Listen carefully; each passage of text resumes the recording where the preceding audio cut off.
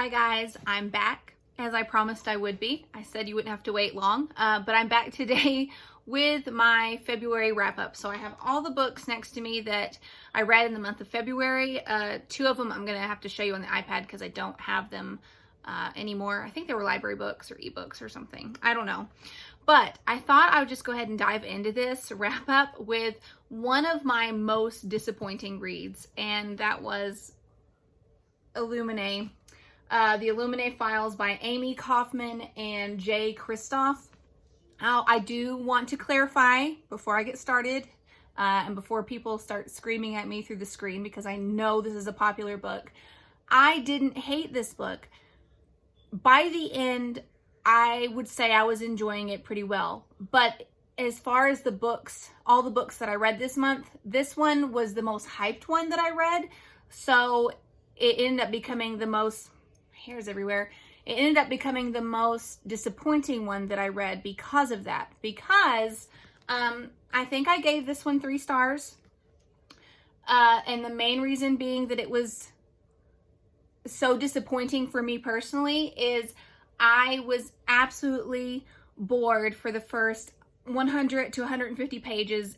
By 200, I knew a little bit more about what was going on. I had a better grasp of the world, and I cared just a tiny bit more about the characters in it. But I would still say by page 200 that I could have DNF'd this book and not wondered what had ever happened. So if I've reached that point in a book where I'm 100, 200 pages in and I could set it down and just forget about it and not even care to know what comes next, you know, it didn't have a good start for me. And this was 599 pages, so I wanted to give it a good fair shot. By 200, as I said, it started picking up a little bit more for me. And then by the end, it really pulled itself out of a 2-star, because I was ready to 2-star this. Not 1 star. I don't think I've ever given a book 1 star. I could think of one I would give 1 star. Anyways, that doesn't matter right now.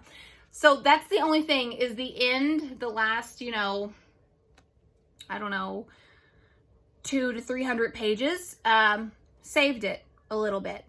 So just to synopsize this really fast, I don't know if that's a word or not. This is basically an intergalactic wartime love story between 2 teenagers, and yeah, that's what it's about. It's very, for me, I think it was a little too sci-fi for me, because I'm not really into sci-fi that much. But in the end, it ended up being okay, and I cared about what happens. So the story starts with sort of this attack on, I guess, one of the planets. It was either a planet or a ship. Again, I never quite had a really good grasp of the world that was built in this book, or the worlds, until, you know, over 200 pages in. But it starts with an attack, and the 2 main characters in this are actually, they're teen lovers, basically, who have broken it off. And I think what makes this book so unique is they can, like, all of this is in files. So you're just looking at emails. The artificial intelligence ends up being a big character in this book. And you're looking at text, like messaging and stuff like that. So just emails, messages, files of you're reading about stuff that's happened after the fact. So overall, it was okay for me. It was just okay. I definitely think that this isn't a bad book. It just, again, the slow start just really knocked my feelings about it way, way down. I think there's plenty of people out there that they do love this book because the ratings are really high on Goodreads. And there's plenty more people who haven't read it who would really get something out of this and really enjoy reading it. So I'm not going to say I don't recommend it. These were just my thoughts on it. Another book that I read in the month of February, read and finished, was Wise Child by Monica Furlong. And this is a YA historical fiction. I guess you could almost call it magical, but I don't know. It wasn't too magical for me. This was a read aloud that I did with my kids. So I would read it every evening or so, maybe like a chapter or 2 chapters. And this was excellent. I really enjoyed this book, and my kids were totally hooked into the story. This is about a little girl who's growing up in, I think it's medieval England. I don't know the exact year or time period, except for this is a time whenever it would be dangerous to be an independent, unmarried woman. You might get accused of witchcraft. But she comes from a family that's not really taking care of her. And then the local herbalist woman, who also people kind of think that she might be a witch, decides to take her under her wing, and she takes care of her, and she cares for her and loves her, and she teaches her herb lore and chores and sewing and stuff like that. And there is like a little bit of a magical element to it, because at first you're just thinking, or at least I was thinking, this is just a woman who's independent and knows how to heal people with herbs and stuff. But there are some plot points in the story where a little bit of magic does seem to take over. Like there's a little something there. There's a little something to the villagers' suspicions that this is a witch.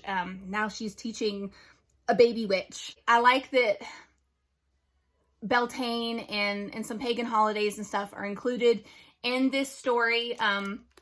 So there actually is like a real witchcraft element to it that I really enjoyed reading about. And my kids really enjoyed it as well. There were a few points where they were like, wait a second, did that really happen? Did she really do magic? And I was like, I don't know, guys. It's hinting at it. A great read aloud book. And even though it was YA, my 11-year-old and 8-year-old, it was totally appropriate for them. I was a little worried and was planning to cut things out as they came up, depending on the maturity of the book, but it was fine for the age group if you're thinking about reading it to children. Let's see, another book that I read pretty early on in the month, so I'm gonna have to remember it a little bit, is Final Girls by Riley Sager. And this was a thriller, and it's actually the first Riley Sager book that I've ever read. I picked this one up from the library, and what this one is about is women and girls that have gone through basically a mass killing, and they're the ones that have survived, and the journalists and media have dubbed them as Final Girls. And they weren't together, like it's all separate incidents, but you know, it's just they're just referencing news stories where a group of people gets killed and one person survives. And in each of these stories, in the background of these characters, they were the person that survived. And sort of this just follows a woman and how that's affected her life. And then she meets up with one or two other final girls who have also survived these incidents. And weird stuff basically starts to happen after the main character has met another final girl. And things don't quite add up.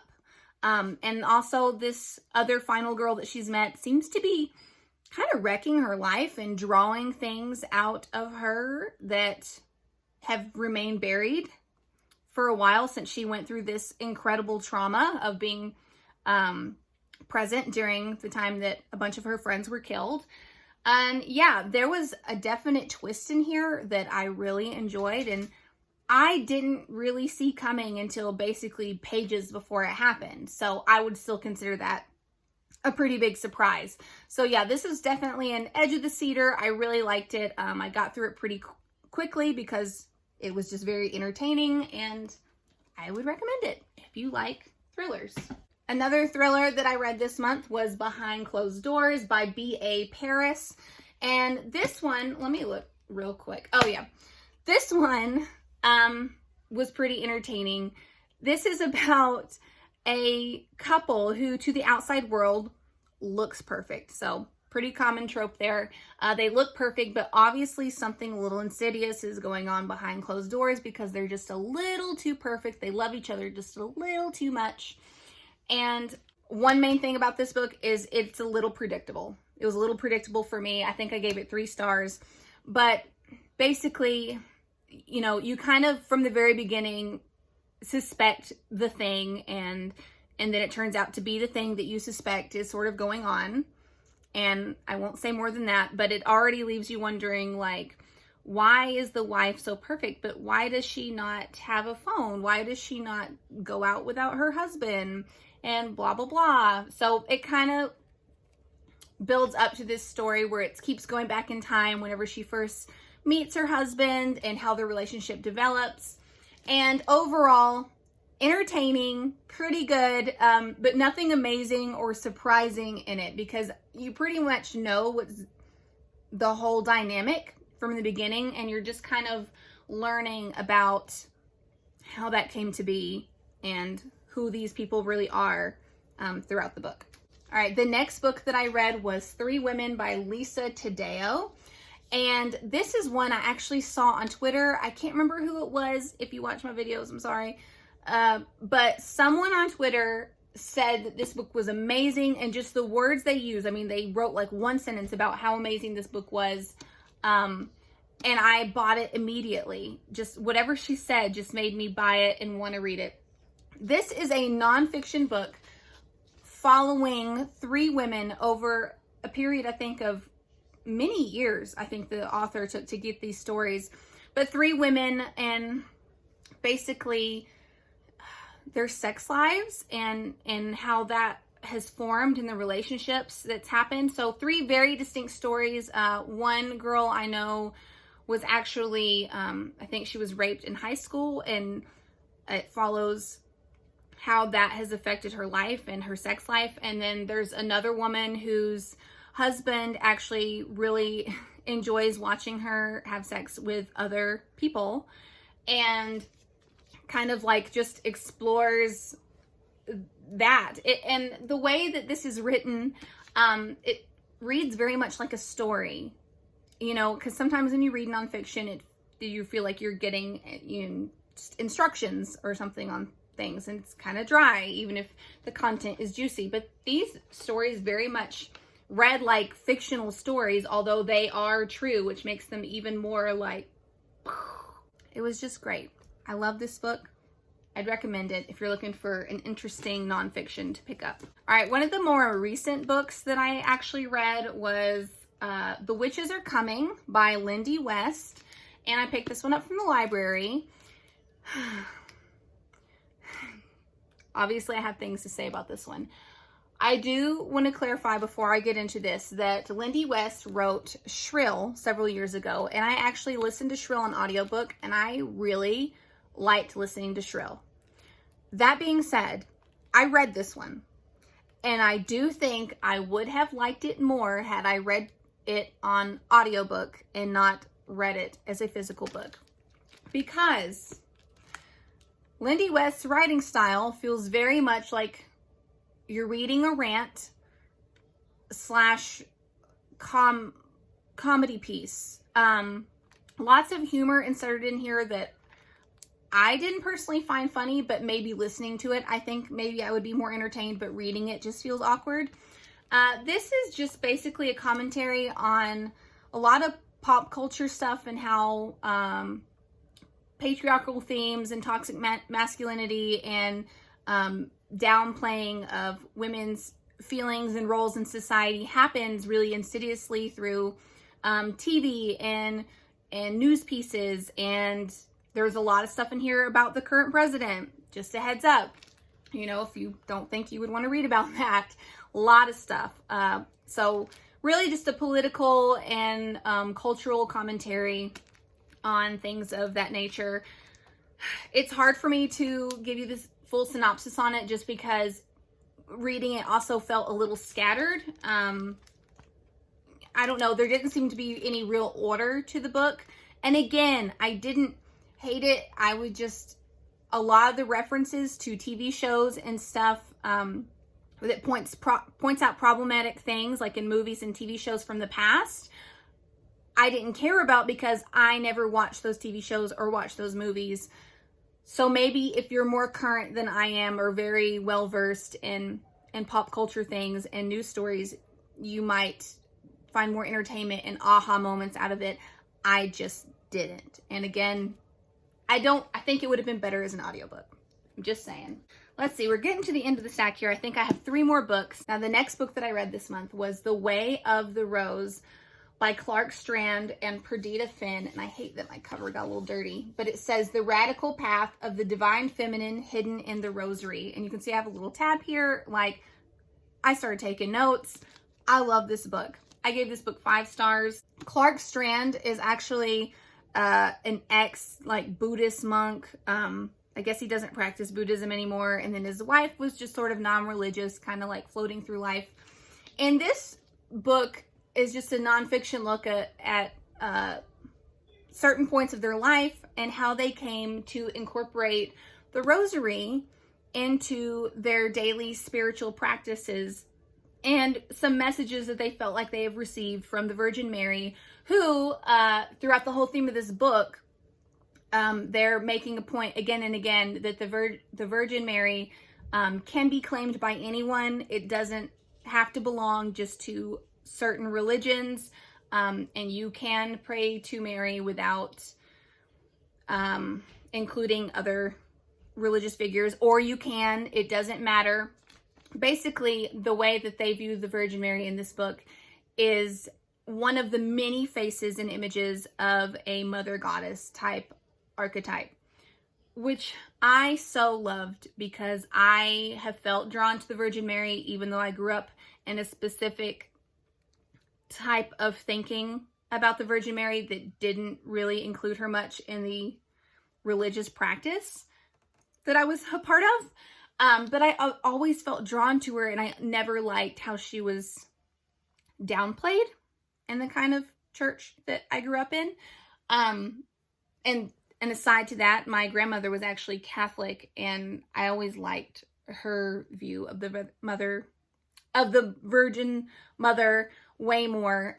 So anyways, long story short, I've been drawn to the Virgin Mary, and I've always liked just her imagery and stuff. And this was just a really comforting, cozy, spiritual read for me that I truly enjoyed. I know it's very specific, but if you guys would feel drawn to learning more and drawing these similarities between different myths and religions, which I love in a book, then I think you would love this, because that was one of the things I loved the most, was seeing really, it's going to sound really cliche and cheesy, but how really connected everything is. And we all think we're just operating in our separate little bubbles and our separate little ideologies and separate little religions all over the world, but so much of it is so similar and connected. And the book just felt really cozy and comforting to me in that aspect. Now, a book I finished, I think this was the first book that I finished at the beginning of the month, and I don't have a physical copy, so I get to show you a picture on Amazon, where is the title for this? How to Know God by Deepak Chopra, and it says The Soul's Journey into the Mystery of Mysteries. And I don't know if you guys remember seeing this in some previous videos, but I actually got this book from the library originally, I think back at the end of November or beginning of December. And it took me a while to finish it, just because it wasn't bad, but it was very something you had to chew on. Obviously, a big, deep book about how to know God, you're not going to like breeze through, or at least I didn't. And I can't really give you a synopsis on this other than to say it's a very spiritual book. Deepak Chopra basically just analyzes different parts of our spiritual growth as humans and different levels that you can reach. Felt very Buddhist in some ways.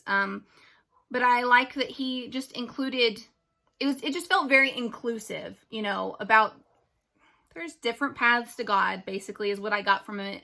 And there were a lot of things to think about that I can't verbalize and tell you guys without butchering it, except that if you're interested in religion and theology and things like that, you'd like this book maybe. Now, the last book I'm going to talk to you about, not the last book I read in February, but the last one I'm going to talk to you about was, is Gross Anatomy by Mara Altman, and it says A Field Guide to Loving Your Body, Warts and All. And I actually picked this one up to read because I saw it talked about on Maria's channel, Read, Create, Repeat, which I will link below. I saw her talk about it and I was immediately intrigued, and so I wanted to pick it up and read it as well.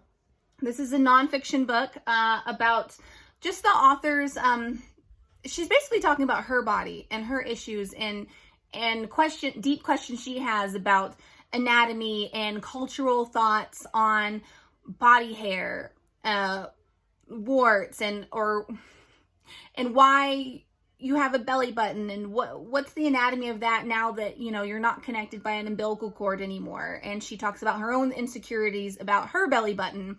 Like, it's just it was a really fun, informative read, lighthearted, but tackles deep issues. I really enjoyed it a lot. And just, you know, just an examination of our culture and different cultures and why maybe we automatically think the things we do about certain bodily functions, and are they really gross, or is that something we've just been fed, you know, from birth about our bodies, and what even constitutes like a gross body function versus this is just, you know, nature.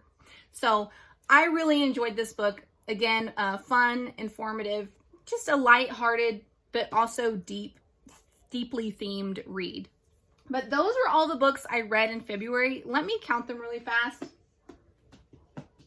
So I read 7 physical books I have here with me. Whoa, 1, 2, 3, 4, 5, 6, 7. I read 9 books in total. That's not bad for a reading month. So these are all the books I read. Let me know your thoughts on them, or anything you thought that came to your mind while I was talking about them, and if you've read them or if you might pick any of these up. But I hope you guys enjoyed watching, and hopefully I'll get back on here and see you guys again really soon.